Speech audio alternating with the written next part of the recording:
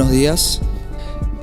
Hoy, primero que nada, muchas gracias a la Universidad Pacífico por la invitación, al doctor Roque Anzoátegui por la invitación también. Voy a hablar de artritis idiopática juvenil, que es el nombre de la artritis reumática o reumatoidea en niños y adolescentes. Amambay y Pedro Juan Caballero, una hermosa ciudad. Empezaremos con un caso, a ver qué opinamos. Este es un niño de 8 años de edad que tiene dolor y tumefacción de la rodilla izquierda, que no mejoran con ibuprofeno que la mamá ya le está dando. Está afebril desde el inicio del cuadro. Al examen físico, como se constata, tiene la rodilla izquierda, esto es un error, tumefacta con choque rotuliano. En principio, consulta en la urgencia, entonces lo primero que buscamos es ver cuál es la causa de esta artritis. Le pedimos laboratorios y encontramos una hemoglobina de 12.3, hematócrito de 37%, glóbulos blancos 9.000, 65% de neutrófilos, linfocitos de 25%, un eritro de 35 y una PCR positiva de 12. No nos dice mucho, es un chico sin fiebre, sí tiene una tumefacción de la rodilla izquierda y el laboratorio no hay una neutrofilia importante, no hay una desviación a la izquierda, no hay nada, solamente tenemos sí reactantes de fase aguda con eritrosedimentación acelerada y una PCR positiva. Entonces seguimos en la investigación y ya pensando en una enfermedad autoinmune se le solicitan más estudios, pero tiene un ANA negativo y un factor reumatoide negativo. Entonces, ¿qué podemos pensar? ¿Se trata de una artritis reumatoide o no? ¿Se trata de una artritis séptica o en el peor de los casos es un caso oncológico? Ya fue evaluado también por el traumatólogo quien le realiza una punción articular y desgraciadamente el resultado informa líquido articular coagulado, no nos sirve. También se realiza una PPD de 3 milímetros que es normal para nuestro medio, radiografía de tórax normal y cultivos negativos. Entonces, hasta aquí tenemos todo estudiado al niño, pero no tenemos aún diagnóstico. El segundo caso es el de una niña de 4 años de edad con dolor articular de rodillas y tobillos y óseo a nivel de tibias de 2 semanas de evolución, predominio nocturno que se alivia levemente con masajes y paracetamol. Tiene fiebre nocturna desde el inicio del cuadro y el examen físico presenta artritis de tobillos y hepatomegalia. En cuanto al laboratorio, llama la atención una leucopenia, anemia, PCR positivo cualitativo, eritrosedimentación de 54 milímetros. Los perfiles hepático y renal son normales, la orina es normal y tiene ANA positivo y un factor reumatoide positivo. Entonces, este chico ya, o esta niña, está un poquito más orientada en cuanto al diagnóstico y luego volveremos a los casos. La historia ya inicia en el centenario de 1800 cuando Cornell habla de una mujer de 29 años que ya tenía una artritis crónica desde los 12 años de edad. En 1897 Steele describe a la clásica artritis crónica de niños y así sucesivamente diferentes autores de la medicina histórica ya empiezan a hablar de lo que es la artritis reumatoide en niños. La definición de artritis idiopática juvenil consiste en que es un conjunto de desórdenes caracterizados por artritis crónica asociada a dolor, calor, rubor, tumefacción e impotencia funcional. En forma importante está dada por 3 nombres: artritis, idiopática y juvenil. Artritis es la inflamación. Lo importante es que se encuentra en el grupo de artritis crónicas, por tanto hablamos de mínimo 6 semanas de evolución. En forma, digamos, se decidió en consenso de reumatólogos pediatras hasta cuándo vemos niños y allí se dijo, bueno, la juvenil va a ser hasta los 15 años. Nosotros en pediatría vamos a dar 15 años. 16 para adelante ya irán con los reumatólogos de adultos. Por eso es que hablamos de inicio antes de los 16 años de edad. Compromete una o más articulaciones y es de etiología desconocida, por eso se llama idiopática. En cuanto a la cronología de las artritis, dividimos básicamente en 2 grupos, agudas y crónicas. El punto de corte, como mencionamos, 6 semanas. Por tanto, es importante cuando llega un niño a la consulta tener en cuenta el tiempo de evolución de esa artritis para pensar inicialmente en la patología probable. Si el niño llega rápido a nosotros, en horas, a días, siempre pensar en lo más frecuente y probablemente grave para esa articulación, que es la artritis séptica. También pensar, por supuesto, en trauma y coagulopatías, más aún si se trata de un lactante. Ahora, de días a semanas ya pasamos a pensar en infecciones virales, postvacunales, las otras enfermedades autoinmunes y no olvidar nunca las neoplasias. Ya en la crónica sí podemos pensar en la artritis idiopática juvenil, lupus y otras enfermedades autoinmunes, y allí entran también las infecciones crónicas latentes en nuestro medio, que son algunas micóticas y por supuesto la tuberculosis. En cuanto a los nombres, muchas veces se confunde, se habla aún de artritis reumatoidea juvenil, de artritis crónica juvenil, de artritis idiopática juvenil. Realmente el término artritis reumatoidea juvenil y artritis crónica juvenil ya quedaron en el pasado, ya es del viejazo. Hoy tenemos que hablar, y tampoco ya no es tan nuevo, estamos hablando desde 1997 ya, de artritis idiopática juvenil. Explicando rápidamente qué pasó. En el 77 el Colegio Americano de Reumatología es el primero en lanzar la primera clasificación, 3 subtipos. A ellos le llaman artritis reumatoide juvenil, con los subtipos sistémica, poliarticular y oligoarticular. En esa época Europa no se llevaba con América en cuanto a los reumatólogos. La Liga Europea de Reumatología al año siguiente hace otra clasificación, le llama crónica juvenil, con 5 subtipos. Esto creó mucho problema para la clasificación, sobre todo para estudios multicéntricos, etcétera, porque estábamos hablando de 2 clasificaciones con subtipos diferentes. Entonces, en el 97, la Liga Internacional de Reumatología esto unifica y hace una sola clasificación llamando la artritis idiopática juvenil con 7 subtipos de los cuales ahora hablaremos. Entonces, para hablar de artritis idiopática juvenil como una clasificación grande, no entrando aún en los subtipos, tiene que ser un niño o una niña menor de 16 años con una artritis de 6 o más semanas de evolución y tener, por supuesto, artritis. Hay una diferencia en lo que es hablar de artritis y hablar de inflamación en general. Para una inflamación en general, clásicamente utilizamos la tétrada de Celsius: calor, dolor, rubor, tumor. En artritis no es necesario tener la tétrada de Celsius y además se suma un quinto elemento que es la limitación en el arco de movimientos. Entonces, en una artritis tenemos en cuenta 5 puntos: la limitación de la articulación más calor, rubor, dolor y tumor.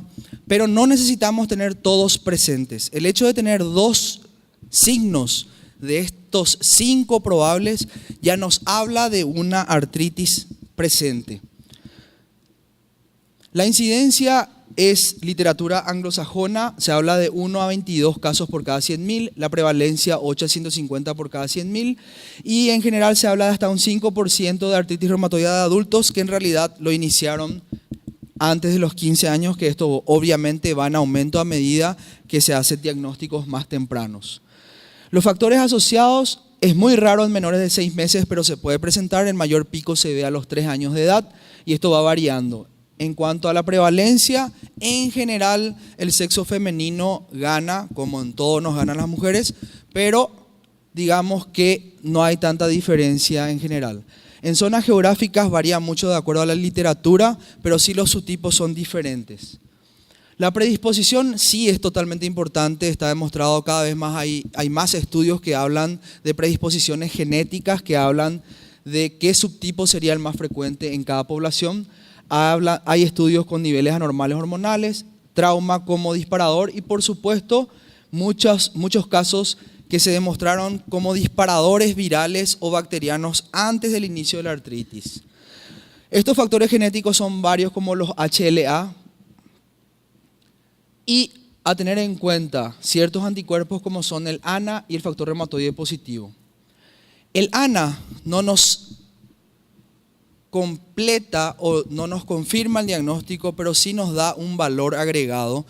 ¿Y cuál es ese valor agregado? Que una niña, más aún, si es una niña menor de 7, 8 años de edad, tiene artritis idiopática juvenil oligoarticular y además tiene ANA positivo, seguro va a tener uveitis. O sea, nos habla de un pronóstico de presencia de uveitis.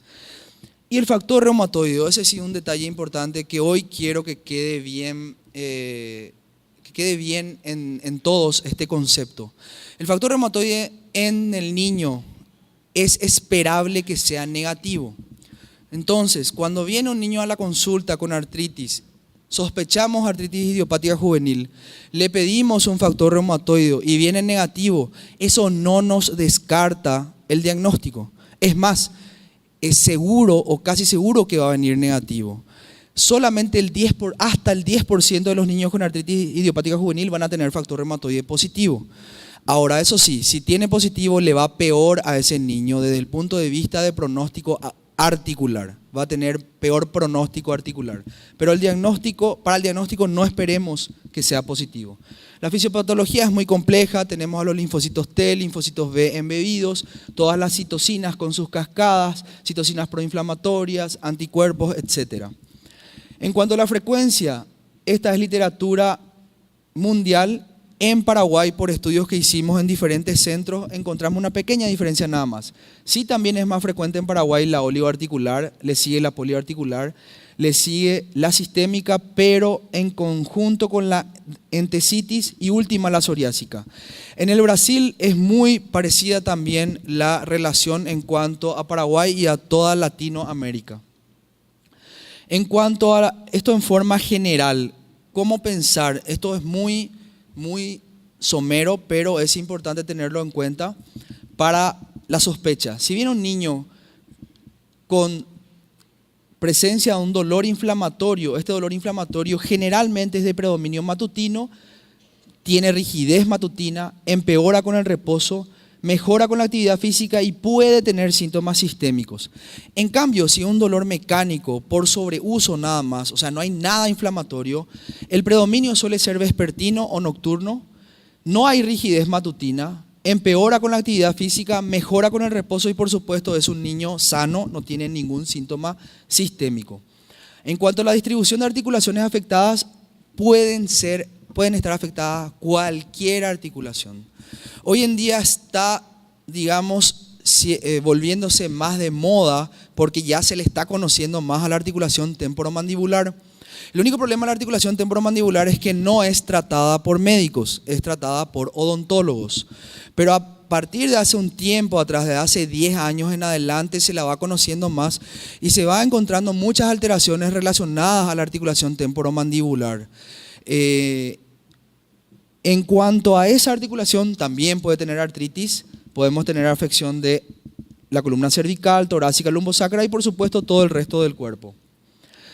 La oligoarticular, que es la más frecuente, 50-60%, se llama así ¿por qué? Porque oligo significa poco y hablamos de 1 a 4 articulaciones nada más.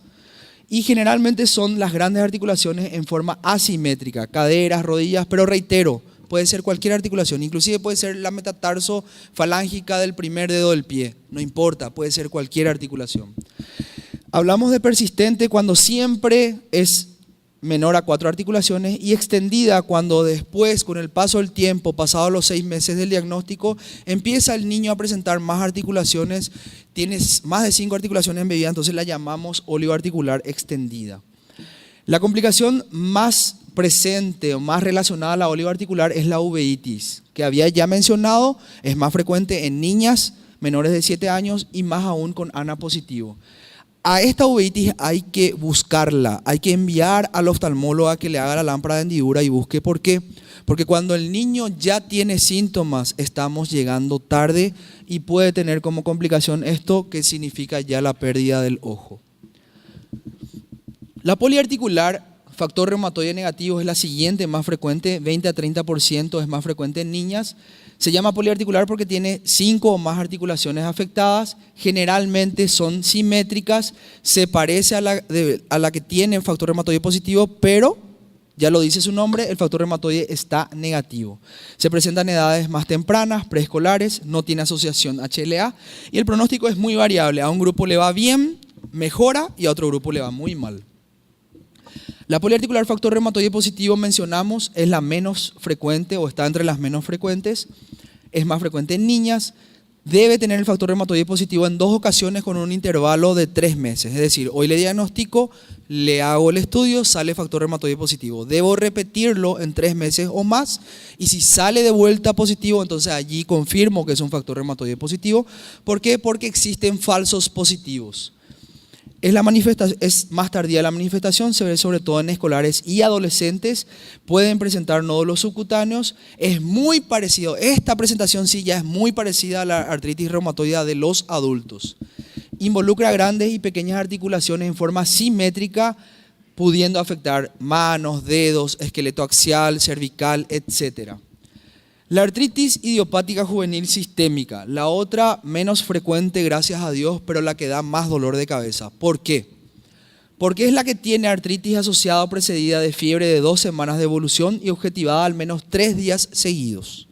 Asociada a uno o más de lo siguiente, que es rash evanescente, hepatoesplenomegalia, serositis, adenopatías. ¿Por qué es un dolor de cabeza? Porque esta enfermedad se encuentra dentro del grupo de fiebre de origen desconocido. Porque en algunas ocasiones inclusive el paciente no tiene artritis al inicio, tiene solamente fiebre persistente, se interna, le examinamos y encontramos que tiene hepatoesplenomegalia, serositis y adenopatías. ¿Vamos a pensar en forma primaria en una artritis idiopática juvenil sistémica? No, eso sería un error. Primero debemos pensar en causas infecciosas, por supuesto el temor de todos, causa oncológica, y luego de descartar absolutamente todo, nos quedamos con el diagnóstico de artritis idiopática juvenil sistémica.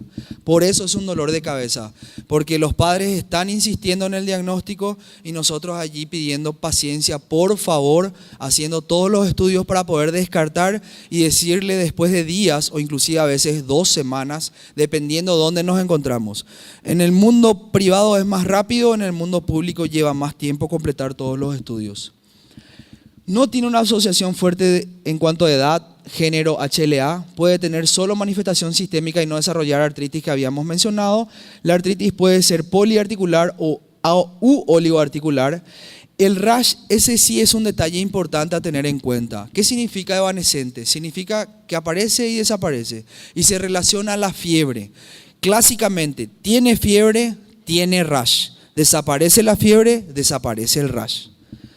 Y además puede tener hepatoesplenomegalia, en casos ya graves, púrpuras, sangrado en mucosas y falla multiorgánica con posterior muerte inclusive. El rash es no purpúrico, se relaciona con la fiebre, son máculas salmón rosa de centro claro de 2 a 10 milímetros, en tronco, extremidades proximales, área inguinal y axilar, y puede haber fenómeno de Koebner. ¿Qué es el fenómeno de Koebner? Es lo mismo que el dermografismo, es decir, el niño está bien, no tiene nada. Agarramos un objeto romo, la tapa de un bolígrafo, y marcamos la piel y eso automáticamente se forma un rash que es sobrelevado, que es una reacción exagerada a un estímulo.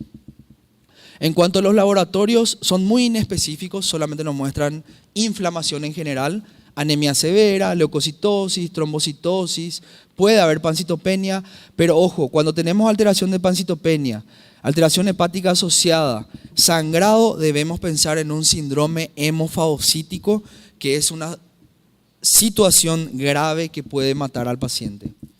Los factores de pobre pronóstico son que sean menores de 6 años de edad, con una duración mayor de 5 años de la patología, con niveles anormales de IgA, con fiebre prolongada y uso de corticoides en forma exagerada o muy prolongada, trombocitosis, cambios radiológicos progresivos y mencionamos la mortalidad está relacionada al síndrome hemofagocítico o de activación de macrófagos, que es lo mismo, inmunosupresión y complicaciones cardíacas. El otro subtipo de artritis es la relacionada a entesitis. ¿Qué es entesitis? Es la inflamación de las entesis. ¿Qué son las entesis? Son los lugares donde se insertan en el hueso todo lo que ustedes quieran. Fascia, músculo, ligamento, tendón. Por tanto, tenemos entesis en todo el cuerpo. Pero básicamente buscamos inflamación en estas entesis, que son borde súpero externo y súpero interno de la rótula, tuberosidad de la tibia, inserción del Aquiles, subtalar, cabezas de metatarsianos y apófisis tiloidea del quinto metatarsiano. Son los lugares donde hacemos una pequeña presión, no hace falta que sea muy importante. Aquella persona que tuvo tendinitis o que de los presentes o que tuvo fascitis sabe lo que es un dolor en esa zona, se aprieta y duele muchísimo. Siente lo mismo el paciente que tiene una entesitis. Entonces, el diagnóstico está dado por artritis y entesitis. Si tiene las dos cosas, está hecho el diagnóstico. A veces el niño tiene solamente artritis o solamente entesitis, entonces necesita dos de los siguientes criterios.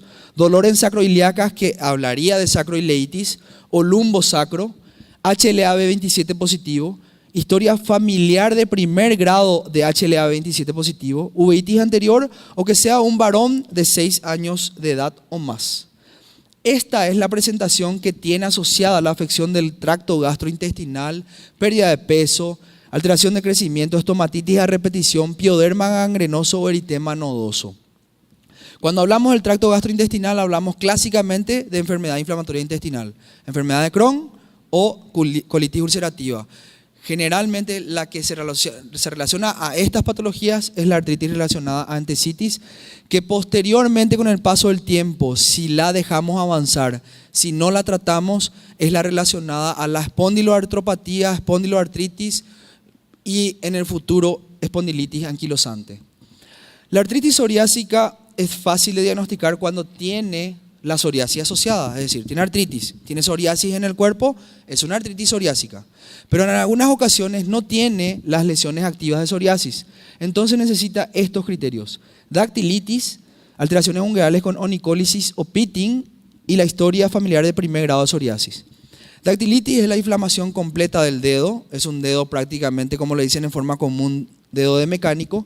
Y las alteraciones ungueales de onicólisis y pitting, esta es la imagen clásica, que por mucho tiempo a muchos se le trata como si fuera hongo, y jamás tuvo hongo ese niño o ese adulto.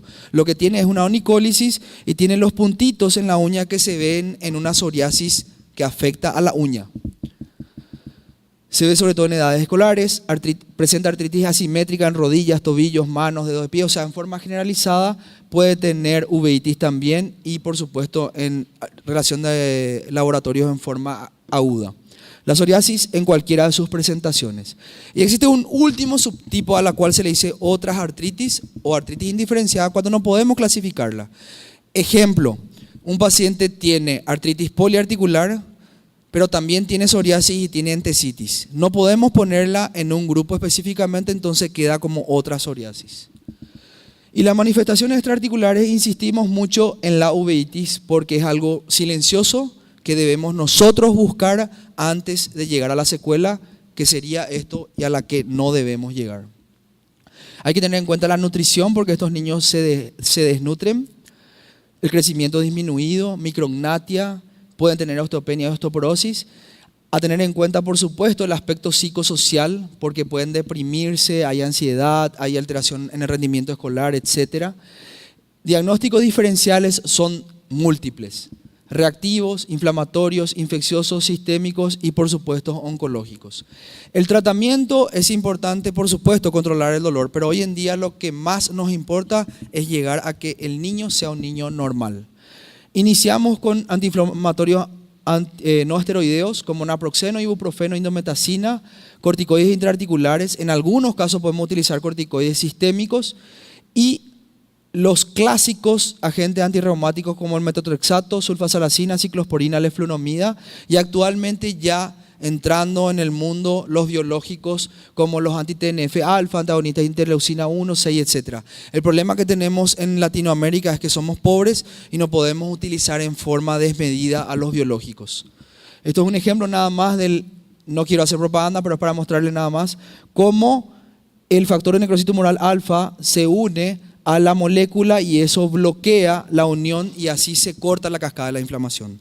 Volviendo al caso número 1, era un niño de 8 años de edad con dolor y tumefacción de rodilla izquierda que tenía ya 2 meses de evolución y con los laboratorios que solamente tenía reactantes de fase aguda positivos, con ANA negativo, factor reumatoide negativo. Entonces, este niño, el diagnóstico es una artritis idiopática juvenil o oligoarticular.